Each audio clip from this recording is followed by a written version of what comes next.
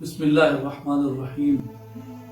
الحمد للہ رب العالمین اللہم صلی وسلم وبارک علی سیدنا محمد وآدم ونوح وإبراہیم وإسماعیل وموسیٰ وعیسیٰ وما بینہم من النبیین والمرسلین وعلى آل محمد وصحبہ صلوات اللہ وسلامہ علیہ اجمعین۔ اللہ اکبر اللہ اکبر اللہ اکبر اللہ اکبر لا الہ الا اللہ واللہ اکبر وللہ الحمد۔ تبارک الذی بیدہ الملک وہو علی کل شیء قدیر واللہ الخالق البارئ المصور له الاسماء الحسنى یسبح له ما فی السماوات والارض وہو العزیز الحکیم۔ عزیزان گرامی، یاد رکھیں اللہ تعالیٰ کسی قوم پر بھی ایک دم سے آزمائش ہو یا عذاب ایک دم سے نہیں لاتا، بلکہ پہلے ان پہ حق کو روشن کرتا ہے، اپنی نشانیوں کا مختلف ذریعوں سے اظہار کرتا ہے، اپنے بندوں کے ذریعے۔ اور اگر لوگ اللہ کی نشانیوں کو قبول کر لیں، اس کی بندگی کو قبول کر لیں، اس کے ساتھ شرک نہ کریں، اس کے پیغام حق کو نہ جھٹلائیں، تو یقیناً لوگ نجات پاتے ہیں۔ لیکن یاد کرو آج اس مشکل گھڑی میں قوم عاد کو، یاد کرو آج قوم سمود کو، قرآن دعوت دیتا ہے، یاد کرو آج قوم شعیب کو، یاد کرو قوم نوح کو، جنہوں نے اپنے رب کو جھٹلایا اور وہ مسلسل نافرمانیوں پہ نافرمانیاں کرتے رہے، یہاں تک کہ ان کی مہلت کی گھڑیاں ختم ہو گئی اور ان کی تباہی کا مقررہ وقت آن پہنچا۔ تو قرآن کہتا ہے حتی اذا جاء امرنا وفارت النور وفی عاد اذ ارسلنا علیہم الریح العقیم ما تذر من شیء اتت علیہ الا جعلته کالرمیم۔ قوم عاد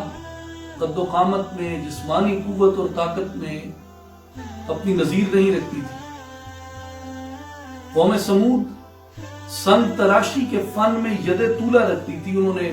پہاڑوں کی چٹانوں کو کاٹ کر اپنے لیے ایسی رہائش گاہیں تیار کر رکھی تھی، ان کی پائیداری کو انہیں بڑا ناز تھا اور ان کا یقین تھا کہ کوئی زلزلہ، کوئی سیلاب، کوئی طوفان چکر ان کو ہلا نہیں سکتا۔ وہ اپنی طاقت کے نشے میں، اس کے غرور میں مبتلا تھے، اور قرآن کہتا ہے أَلَمْ تَرَ كَيْفَ فَعَلَ رَبُّكَ بِعَادٍ إِرَمَ ذَاتِ الْعِمَادِ الَّتِي لَمْ يُخْلَقْ مِثْلُهَا فِي الْبِلَادِ وَثَمُودَ الَّذِينَ جَابُوا الصَّخْرَ بِالْبَوَادِ وَثَمُودُ الَّذِينَ جَابُوا الصَّخْرَ بِالْوَادِ۔ لیکن جب ان قوموں نے سرکشی اختیار کی اور ظلم و ستم کی حد کر دی، زمین کو خون سے نہلا دیا، فحاشی کو، عریانی کو، لواطت کو رسم و رواج کی حیثیت سے اپنا لیا، عام لوگ عدل و انصاف سے محروم ہو گئے، جب ان کے مظالم کی حد ہو گئی تو قرآن کہتا ہے فَصَبَّ عَلَيْهِمْ رَبُّكَ صَوْتَ عَذَابٍ إِنَّ رَبَّكَ لَبِالْمِرْصَادِ وَأَخَذَ الَّذِينَ ظَلَمُوا الصَّيْحَةُ فَأَصْبَحُوا فِي دِيَارِهِمْ جَاثِمِينَ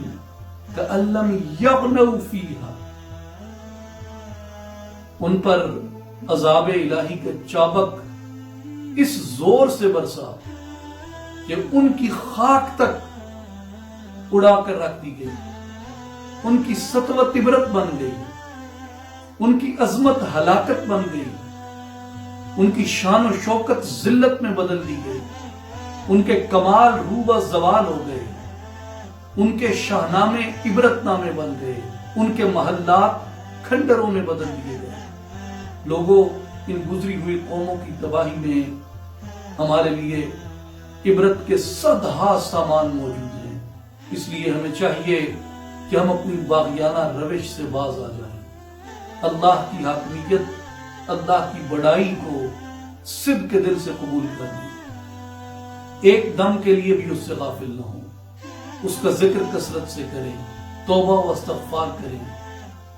یا ایھا الانسان ما غرک بربک الکریم ففروا الی اللہ فسبحان الذی بیدہ ملکوت کل شیء وإلیہ ترجعون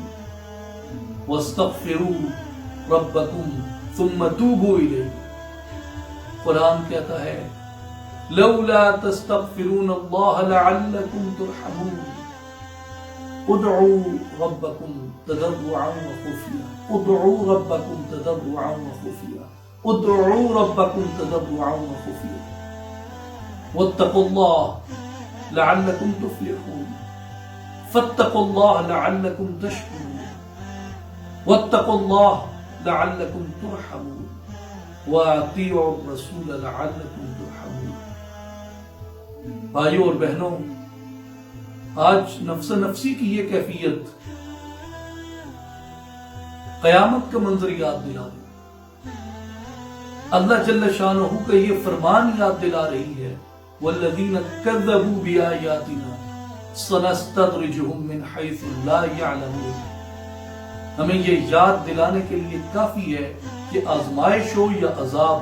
اس کی کوئی بھی صورت ہو، وہ اللہ کی طرف سے آتی،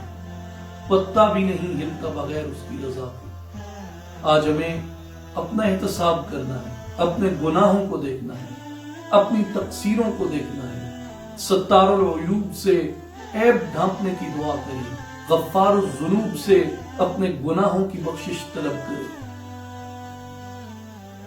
انسان کے پاس سوائے اس کے کوئی چارہ نہیں ہے